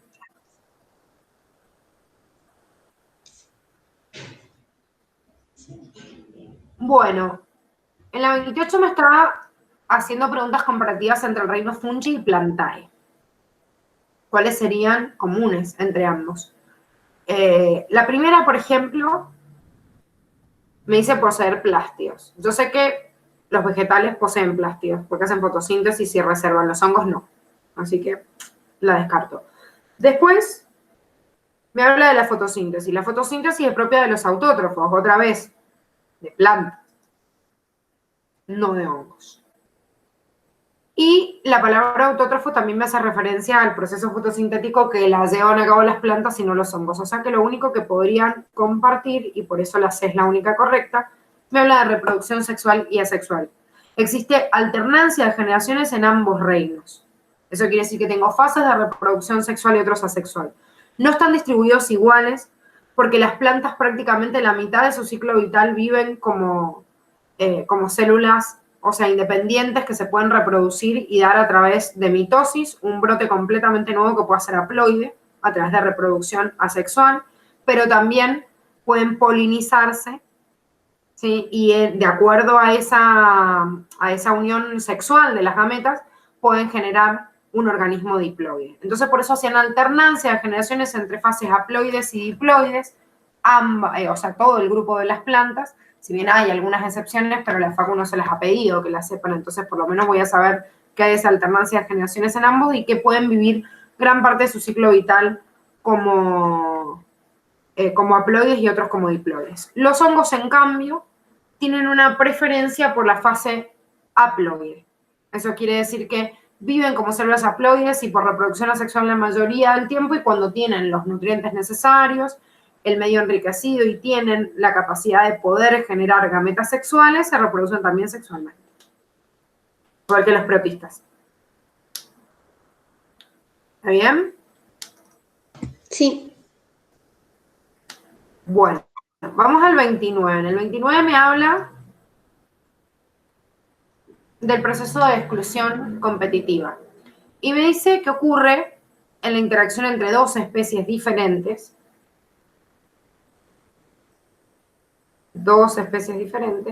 Y tenemos entonces que marcar lo correcto. Quiere decir que hay varias que están mal y tengo que marcar solo una que es correcta. La primera me dice si dos especies compiten por un recurso limitado y una de ellas es más efectiva, eliminará a la otra cuando se encuentren juntas. Esto es lo que me define el fenómeno de exclusión competitiva, ¿sí? O sea, que está correcta porque en realidad es puramente la definición de este término. Ahora, la B me dice, siempre la especie que crece más rápido es el competidor más exitoso. ¿Por qué está mal esta? Y porque puede ser que la especie se reproduzca más rápido pero estando sola. Cuando hay un competidor, puede que no. Puede que sí, pero... Perfecto, justamente por eso tenían los dos ejemplos, uno de un protista que estaba en el cuadernillo que habla de Paramecium aureliu y Caudatum, que son dos protistas que cuando se encuentran solos, Paramecium aurelia es más eficaz para reproducirse, le gana a Paramecium caudatum y de hecho cuando están juntos también. O sea, tiene una dominancia y lo termina desplazando. Chao, exclusión competitiva, Caudatum no puede estar donde está Aurelia. Ahora, tenían otro ejemplo de unas lentejas de mar, en donde si bien Lema polirrisa es más efectiva solita que Lema giva, en realidad Lema giva supera a polirrisa cuando están presentes ambas. Entonces, polirrisa es más efectiva y se reproduce de forma más hábil, pero cuando está la otra en realidad no puede ni crecer al mínimo para sobrevivir y se termina eliminando. Así que no necesariamente la tasa de reproducción más elevada es lo que garantiza el éxito reproductivo, que sea el competidor justamente más exitoso. Después me dice, dos especies similares nunca pueden convivir en la misma comunidad. Bah, si no pudieran convivir, volvemos a lo mismo que estábamos viendo antes, o sea, no habría conexión entre una especie y la otra. O sea, sí pueden convivir. Ahora, si la superposición de los nichos imposibilita que una y la otra estén presentes, bueno, entonces ahí en ese caso no. Los ejemplos que estamos viendo recién son ejemplos de exclusión competitiva. Entonces, Lema giva y polirrisa, ¿pueden vivir juntas? No. O sea, ¿puede Paramecium aurelio y Caudatum vivir juntas? No. Pero eso no quiere decir que no haya otras especies que son similares que puedan convivir.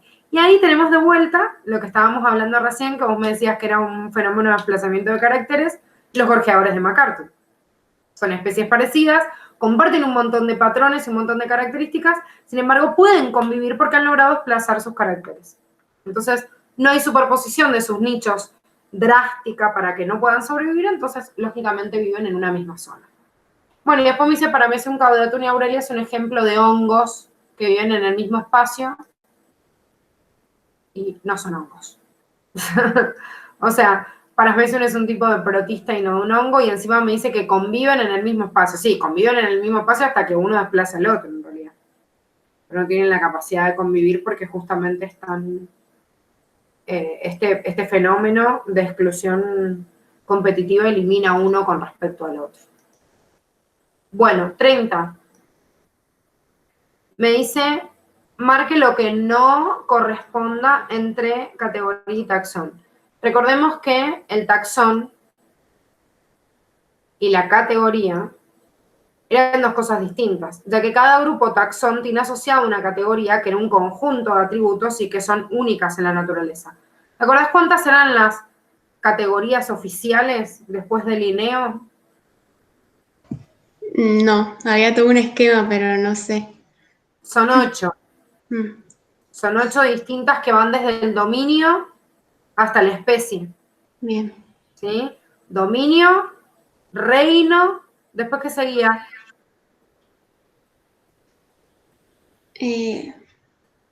¿Familia? Familia es más, esto más abajo. Sigue el filum. El filum o la división. Después del filum sigue la clase, después el orden, después la familia, género y especie. Esas son las categorías oficiales después del Linneo. Hay otras que se inventaron en el medio, por ejemplo, superclase, subclase, subdominio, supradominio, o sea, inventaron algunas arriba o abajo porque no les alcanzó la clasificación inicial que armaron, pero esas son categorías. Lo que está dentro de la categoría es lo que yo digo taxón. Entonces, si hay una asociación que tenemos acá, por ejemplo, yo digo dominio es categoría. Su taxón es arcaea, bien. Reino es la categoría, fungi es uno de sus taxones, bien. Familia, que este es el ejemplo que tenían que ver de ser humano, es una categoría en donde puede existir el taxón homíneo. Pero acá me dice división, que división es sinónimo de filum, y me hizo también. ¿A qué categoría? Especie. Género y especie. Género y especie. Claro, como está acá, ¿ves? El taxonomo pertenece acá, al género como categoría. Y en realidad la especie nunca la encuentro solita, porque decir sapiens solo no existe. Entonces siempre cuando yo digo la especie le tengo que acompañar el género. Pero de última sería la especie, no la división, que es un sinónimo de filum. Bueno, vamos a la 31. En la 31 me dice cuál de los siguientes protistas tiene la característica de ser autótrofo y heterótrofo a la vez. Bueno, acá tenemos que buscar un grupo de organismos dentro de los ejemplos que me daba que tuviera la posibilidad algunos de ser protistas, de ser autótrofos, perdón, y heterótrofos.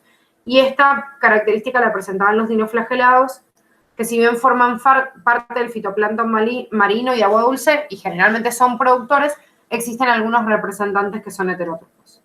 Distinto es lo que salen ahí, gimnamoebas y apicomplexas, que son siempre heterótrofos, y la mayoría encima parásitos. Apicomplexo son parásitos siempre intra o extracelulares, y las gimnamoebas, algunas son parásitas, pero las que son de vida libre son heterótrofas. Así que solo podíamos marcar dinoflagelados. Bien, 32. Teniendo en cuenta los animales invertebrados inferiores, es correcto afirmar que, ¿sí? Invertebrados, y tengo que marcar lo correcto. Me dice, las medusas eliminan sus desechos por difusión, al igual que los platelmintos. No, las medusas están dentro de los nidarios. Y estos sí eliminan por difusión, pero los platelmintos no liberan sus desechos por difusión, porque tienen células flamígeras o protonefridios, que eran estructuras especializadas en la eliminación de los desechos. ¿Sí? Después la hidra, que es un tipo de nidario, me dice presenta el nivel de organización de órganos. No, los nidarios tienen tejidos, pero no llegan a tener órganos. ¿Sí? Los nematodos presentan reproducción sexual, esto está perfecto, y de hecho tienen reproducción sexual por sexos separados, que eso también es importante, porque los gusanitos anteriores planos son hermafroditas, no tienen sexos separados. En esto sí hay hembra y macho que son distintos. En donde la hembra es mucho más grande y más imponente, ahí mostramos la dominancia de la hembra sobre el macho. Es más, acordate en los nemátodos que hay gusanos hembras que son tan grandes que el macho para copularla tiene que meterse todo entero dentro del conducto vaginal. O sea, para que te des una idea en el tamaño, en la diferencia de tamaño que hay entre los Bien, y después dice la medusa tiene simetría bilateral y la medusa es un nidario, así que son los únicos ejemplos que tenemos que conocer los nidarios de simetría radial y no bilateral. ¿Sí? Sí. Bien, 33. Con respecto al concepto de especie, todo es correcto, excepto concepto de especie. Dice, ¿es la unidad básica del sistema jerárquico de clasificación? Sí. ¿Los miembros de una especie comparten un ancestro evolutivo? Sí, justamente, un ancestro común, que es lo que me enmarca que sean de la misma especie. Se agrupan en géneros, que son grupos de especies que han divergido recientemente, también, obviamente por eso hay similitud entre los géneros, pero me dice dentro de cada especie Los individuos se agrupan según características fenotípicas únicamente. Y esto está mal porque las especies comparten el reservorio génico. Dijimos que eran los alelos de todos los genes, de todos los individuos. Y es verdad que comparten características fenotípicas, pero no es lo único que los determina. Acá dice únicamente, o sea que esto que hemos dejado acá es lo que está mal. ¿Comparten características fenotípicas? Sí, pero únicamente no. Tienen también otras características y no solo fenotípicas. En la capacidad, sobre todo, de reproducirse entre sí. Bien, la 34 me habla de la enfermedad de Chagas, que es causada por el Trypanosoma cruzi, como ya sabemos. Y tenemos que marcar la opción correcta. ¿Sí? Me dice, el parásito abunda en las deposiciones del insecto vector, está bien, lo cual ingresa al organismo cuando éste deposita las heces sobre su piel. Esto es lo que sucede en Trypanosoma cruzi.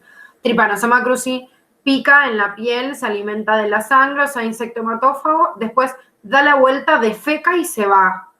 Y uno dormido, cuando en la picadura se rasca, esas microlesiones hacen que la materia fecal ingrese y el virus se manda a la sangre. Así que esa está bien, la descripción. Después la B me dice, en los seres humanos la enfermedad se desarrolla en una única fase, que es la crónica, no. Tiene la fase aguda y tiene la fase crónica. Después me dice, esta enfermedad no se transmite durante la gestación, sí se transmite. Transmite por vía sanguínea, por la picadura, pero a través de la vía placentaria también. Y después me dice, un insecto vector se alimenta de sangre y heces. No, de heces no. O sea, el insecto vector no se alimenta de nuestras heces. Contagia a través de las heces en contacto con la sangre, pero solo se alimenta de sangre y por eso se hematófago. Bien, 35. En cuanto a la selección natural, ¿cuál de las opciones es falsa? Bueno, acá tenemos varios mecanismos. Algunos me hablan de la estabilizadora, otros de la disruptiva, direccional, que en realidad hay ejemplos, pero esta que habla de la diferencia, o sea, de la selección intrasexual, me dice que ocurre entre individuos de sexo opuesto.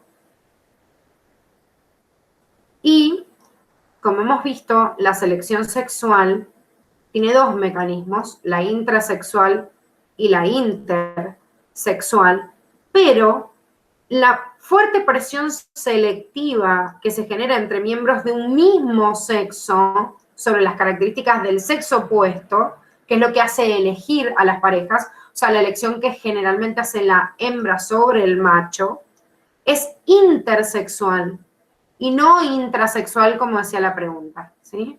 Las otras en realidad me hablan características generales de esta estabilizadora que tenía esta campana de Gauss, o la disruptiva que beneficia a los extremos, o la direccional que se va hacia un extremo como el beneficio de los que tienen las especies, por ejemplo, que son resistentes a antibióticos, insecticidas. Bueno, acá, por ejemplo, me daba este ejemplo. O sea que todas las demás estaban bien, favorece a los extremos, la media, bien. Ahora, esto lo que está mal es que no sería intrasexual, sino que sería intersexual la descripción que me está dando. Bien, vamos a la 36. En la 36 me dice, hablando de las estrategias de vida, es correcto afirmar que.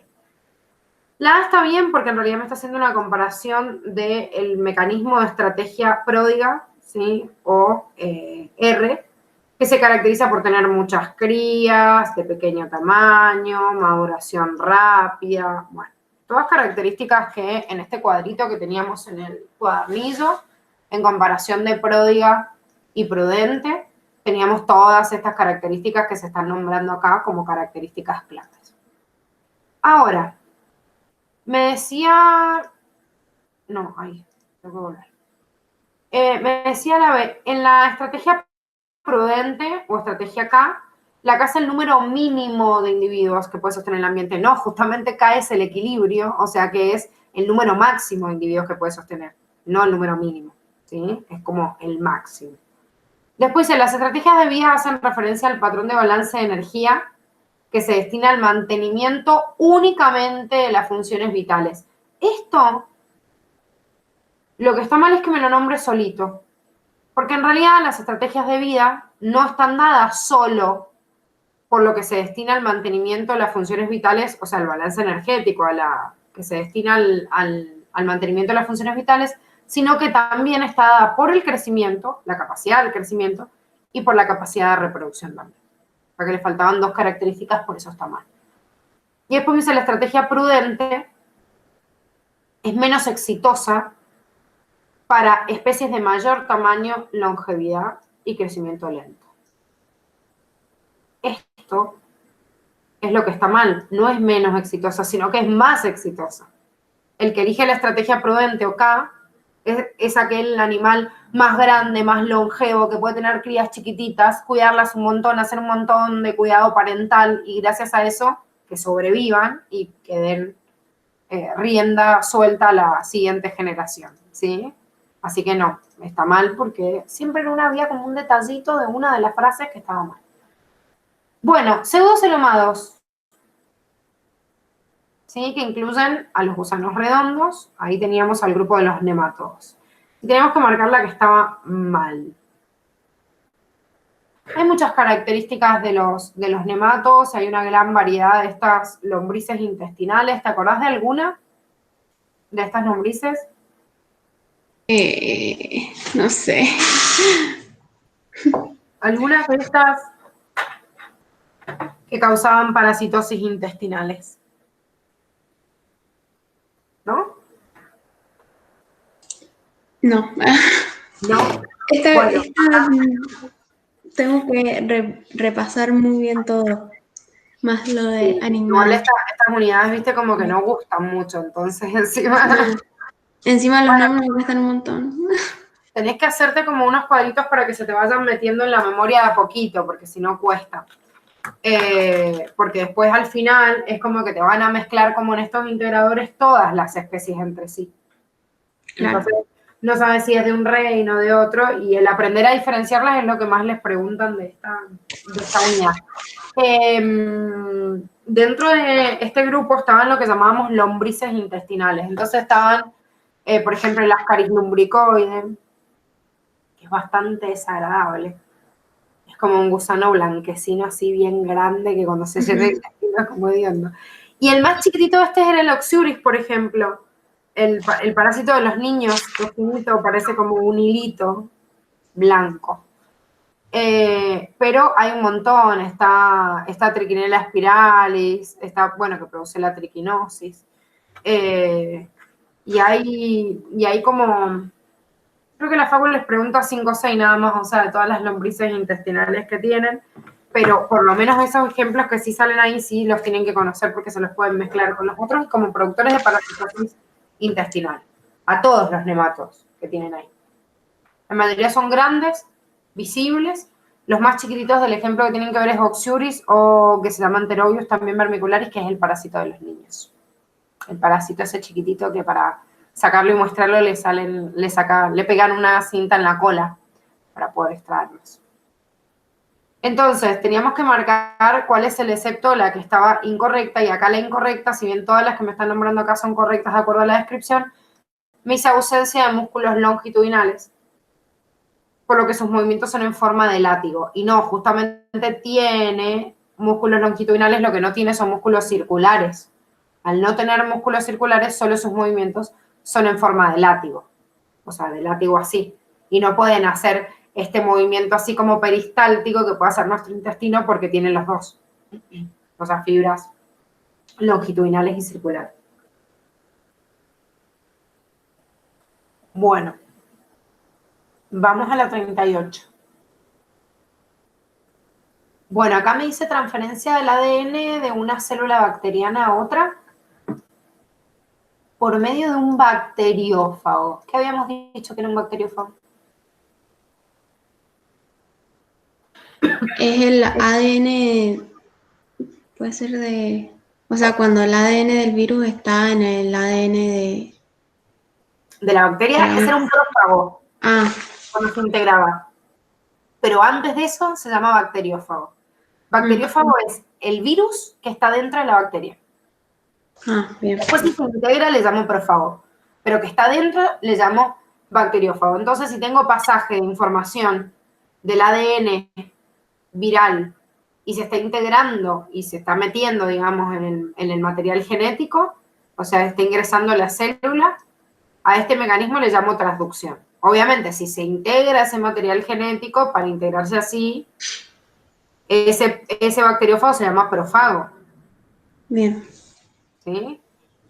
Pero el haberse integrado y el haber pasado el material genético de esta bacteria, que tiene acá el material genético en azul, a esta de violeta, lo hizo a través de la copia o un pedacito del material genético en realidad de este virus. Entonces, la infección de un virus para pasar material genético de una bacteria hacia la otra, le llamo transducción.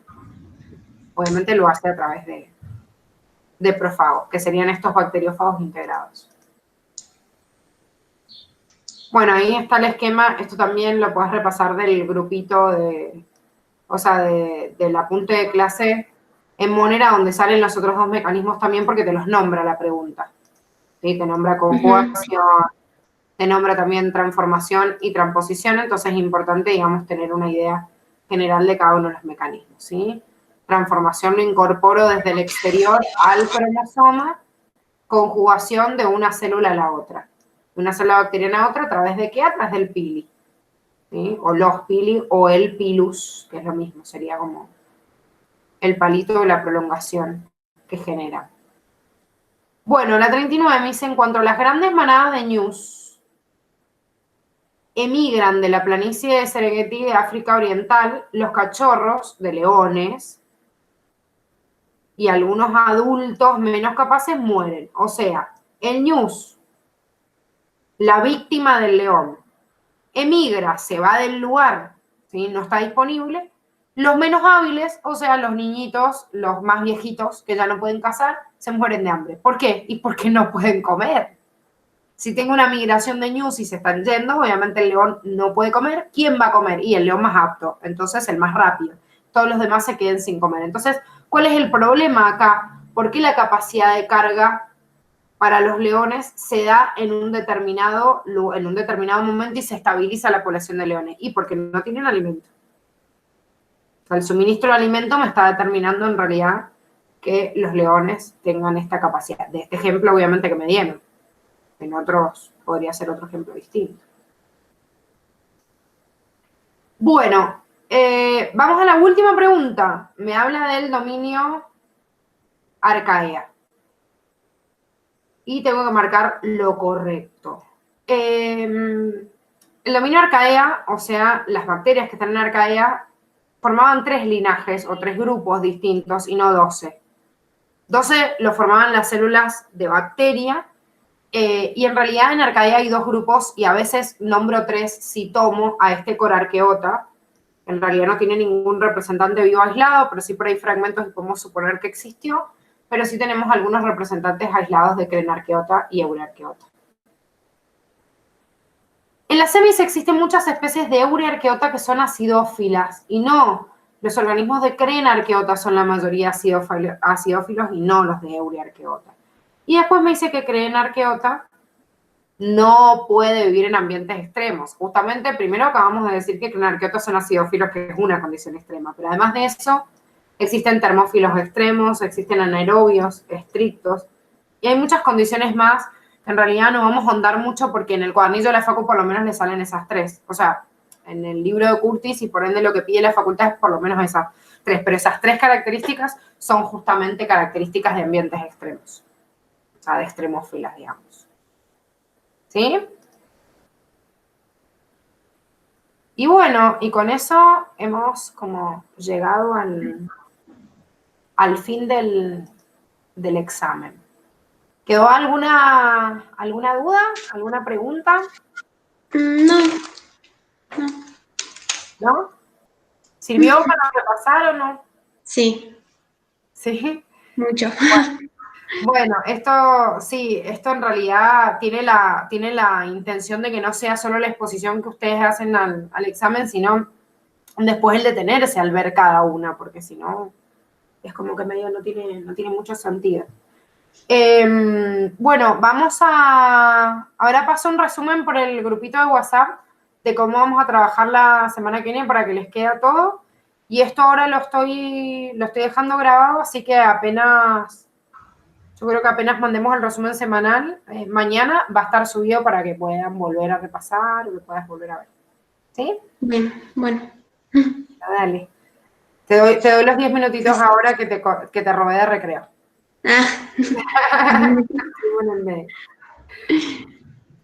Bueno, Bueno, Gise, gracias. nos vemos. Buen fin de. Igualmente. Chao, chao.